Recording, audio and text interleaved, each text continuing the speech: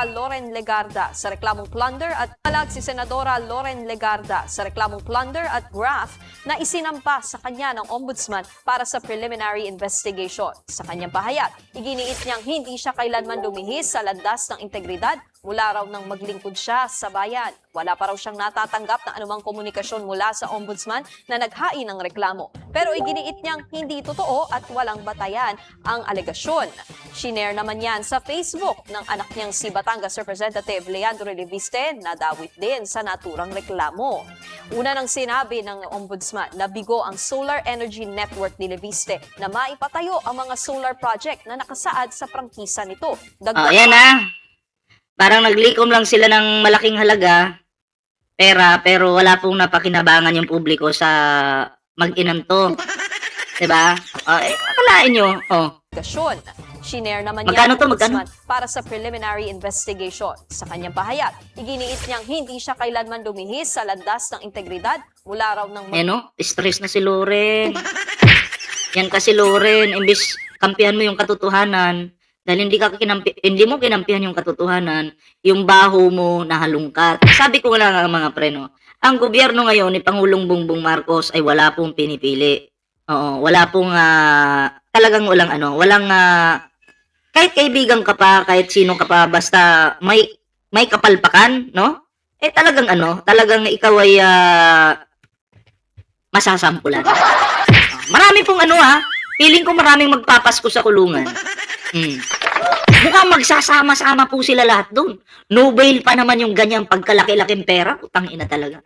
O buti nga nakalusot si Bong Revilla, no? Pero syempre, hindi man tayo lawyer. Mag-antay tayo ng explanation po ng isang legal expert, no? At syempre, bibigyan natin ng reaksyon yan kung bakit nakalaya ito. No? Diba? Yan yung napala. Yan! Sige pa! Tuloy. Naglingkod siya sa bayan. Wala pa raw siyang natatanggap na anumang komunikasyon. Yan yung problema, naglingkod ka sa bayan, pero ang pera ng bayan ay sinayang mo lang. Ang taong bayan umasa, pero ang pera ng taong bayan ay sinayang mo lang. Ponieta! Mapapainom ako ng syuktong nito mamaya, nanggigigil ako eh. Mula sa ombudsman na naghain ng reklamo. Pero iginiit niyang hindi totoo at walang batayan ang alegasyon. Shinare naman yan sa Facebook ng anak niyang si Walang batayan, walang allegation. Harapin mo na lang sa korte, ha? Representative Leandro Leviste na dawit din sa naturang reklamo. Yan, sama-sama kayo, anak at ina. Happy family sa kulungan. Una nang sinabi ng ombudsman na bigo ang solar energy network ni Leviste na maipatayo ang mga solar project na nakasaad sa prangkisa nito. Dagdag pa ng ombudsman may sabwatan umano sina Legarda, Leviste at si dating energy Sasabuatan? Magkakapamilya nagsasabuatan? Solar energy. Marcoleta, hindi na patupad yung pangarap niya. Tapos, parang ito solar energy, kuryente pa rin. Itong mga DDS senators talaga, may issue talaga pagdating sa kuryente. May issue talaga. Ibang klase. Wow! Secretary Alfonso Cusi para makakuha ng prangkisa ang Solar Energy Network. Mga kapatid, Nikki de Guzman po. Ay, shoutout sa kaibigan natin si Roger, nandito. Bigyan natin ng kulay yung pangalan mo, baka isa ako ka ng, sa bagay, wala man akong DDS na ano dito. Tinanggalan ko kasi ng jacket lahat at may nadyakitan akong DDS eh. Sa bagay dito, safe ka. Safe ka dito. Ito pa. Yung karugtong. Sinampa ng reklamong graft at plunder ang maginang sina Senator Loren Legarda at Batangas versus... Like, share, subscribe muna. Sa hindi pa nakapag-like, share, subscribe. Nako, mag-like na po kayo dyan. Kailan ka ba dadayo dito? Dayo ka naman para magsyuktungan tayo. Leandro Leviste. Ay, si Pulong Iyot man, nandito lang din pala. Buti nag-comment ka. Yan. Sa ombudsman na siyang nagsampa ng reklamo, bigo ang solar energy network ni Leviste na maipatayo ang mga solar projects na nakasaad. Bigo. Sila timpayaman. Sila po ang totoong timpayaman. Sila po. Pero ang taong bayan, tayo, timpalubog. Kasi ang pangako, yung ilong mo, yung pangako mo, pangako nyo, walang nangyari. Tibay talaga, puno ang bulsa. Kaya pala, namimigay ka ng pera. May video kayo nakita, di ba? Namimigay ng pera. Tigpa 500, Ganyan-ganyan siya. Sana all. Sana all talaga, di ba? Ano ba yun? Anong tawag doon? Bakit kaya namimigay ito ng pera, no? Sa prangkisa nito, nagkakalaga raw ng 10 bilyong piso ang proyektong hindi na ibigay ng kumpanya ni Levice. 10 bilyon! Laking pera niyan. Sako-sako. Hindi na po yan mali-maleta, ha? 10 bilyon. Kapag sinako ako, ilulubog ko sila lahat sa tubig na kumukulo. Tuloy natin. Kasi dagdag Mamaya mag-email tayo. pa ng ombudsman, may sabuatan din umano sina Legarda, Lebiste at si dating Energy Secretary Alfonso Cusi Naku para po. makakuha ng prangkisa ang Solar Energy Naku Network. po. Ginamit din daw ni Legarda ang kanyang posisyon sa Senado para mabigyan ng proyekto ang kanyang anak. Mhm. At dahil daw dito, nagkaroon ng monopolyo sa mga solar energy projects sa bansa. Itong solar na to na dapat pinroduce at in-accomplish ni Leviste sa kanyang pagkakuha ng prangkisa ay hindi, naging ghost electricity. Kuryenteng hindi talaga Ghost electricity. Tangina, hindi natin makita yung kuryente na yun, naging ghost po siya. kuryente. Na-kuryente lang tayo, ika nga. Niloko na tayo ni Marcoleta pagdating si kuryente. 2,000 pa baba, wala na daw babayaran. Dumagdag pa itong mag-ina na to. Ng mga salot sa bansa. Kaya salot po. Bakit? Kahit pa sabihin mong naglingkod ka sa bayan, pero ang totoo niya, hindi naman talaga nagsayang ka ng pera ng taong bayan. Pinaasa mo ang taong bayan. Huwag mo sabihin naglilingkod ka. Baka nagnanakaw. Bakit po?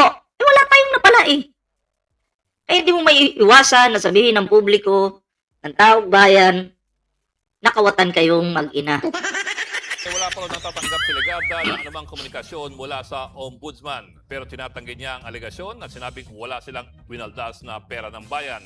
Wala pa rin. Nasaan yung resulta? Nasaan? Ba't walang napakinabangan ng taong bayan? Madali pong magsabi na wala kayong winaldas. Pero ang kailangan ng taong bayan, hindi yung explanation mo. Ang resulta yung kailangan. Sa issue si Lebiste, pero una niyang inamin noon na hindi nakapagtayo ang ilan niyang kumpanya ng solar energy infrastructure. May budget na, may pera na, hindi nakapagtayo. Nasaan? Ninakaw. Bagay na sinisisi niya sa gobyerno. Mga kapatid, Kayo, anong opinion nyo doon? Pabor ba kayo o talagang ginagago lang tayo? Comment nyo naman para mabasa natin. At eto, idugtong po natin ito. Kung wala naman silang tinatago, wala naman dapat ikatakot. Ito House prosecutors, walang dapat ikatakot sa pagbukas ng tax records. Ito. Well, napakahalaga nito dahil dito makikita na unang-una, kung wala ka naman tinatago, hindi ka naman siguro dapat matakot Tama. dito sa pagbubukas netong tax o netong box kung saan ang nilalaman nito ay yung kanilang ITR. Pangalawa, for purposes of transparency, kasi nagiging legal issue to para at least hindi na magkaroon ng kulay o magkaroon ng doubt as to the legality ng pagbubukas ng box. So at least nung nagbigay na ng authority ang ating Pangulo, natapos na yung usapin pagdating sa legality nitong box na to. Talagang mapapalakas nito yung case ninyo against the Vice President? Well, hindi ko naman masasabing mapapalakas dahil hindi ko naman alam kung ano laman nun Baka mamaya nagtutugma nga, legal na nga talaga na may 6.7 billion na kinita yung kanilang mga income sa legitimate sources at nakapagbayad sila ng income tax. So, kaya nga sabi ko, it works both ways, no? Kung wala naman silang tinatago, wala naman dapat ikatakot. Ayun ito may karugtong pa. Ito. Meron na po tayong 3 sinampina. Ito pong 3 to, 2 po ay galing po sa COA at yung isa naman po sa archive. So yung dalawang COA, yung isa po dating state auditor at yung isa po yung kasalukuyang state auditor ng COA. No audio daw, may audio naman po. Ang gawin nyo lang, pag pasok nyo sa YouTube, kung walang audio, exit po kayo sa YouTube, close nyo muna, tapos balik po kayo, magkaka-audio po yan. Minsan kasi ang problema nasa application eh. Maraming salamat po. Again, napatunayan na nag-withdraw. Ang winidraw pera ng gobyerno, pangatlong napatunayan, Nag-withdraw eh. 100, magkano yun? 125 million withdraw sa bag nilagay.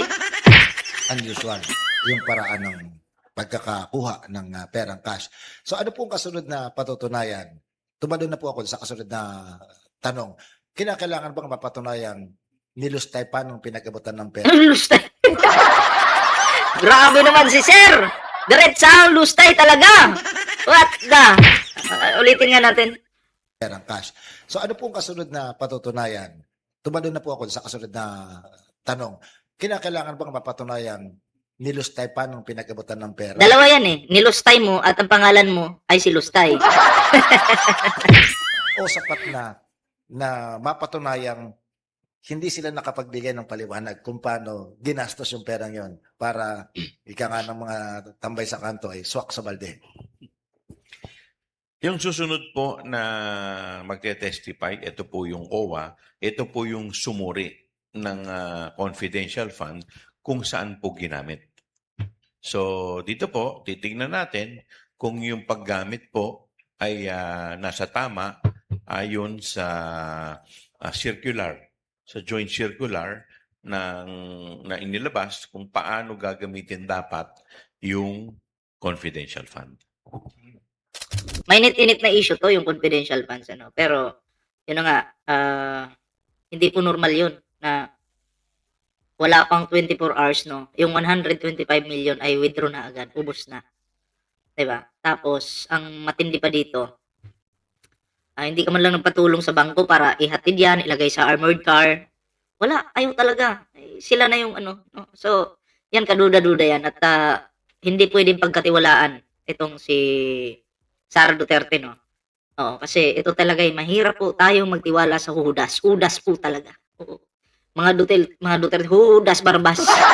So, diba? So, yung mga naniniwalang Pilipino dyan, sa mga Duterte, kayo yung traitor ng Pilipinas. Okay?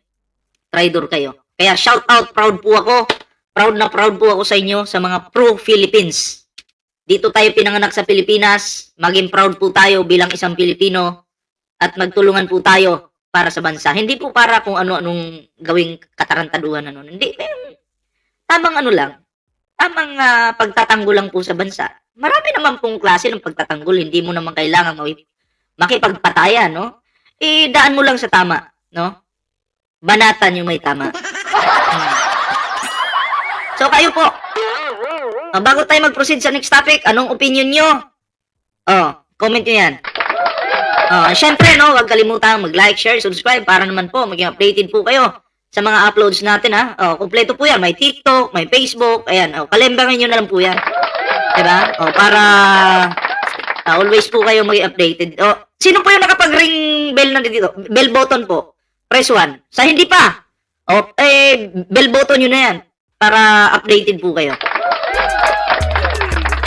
Kasi mamaya may upload po tayo. Ayan. Okay.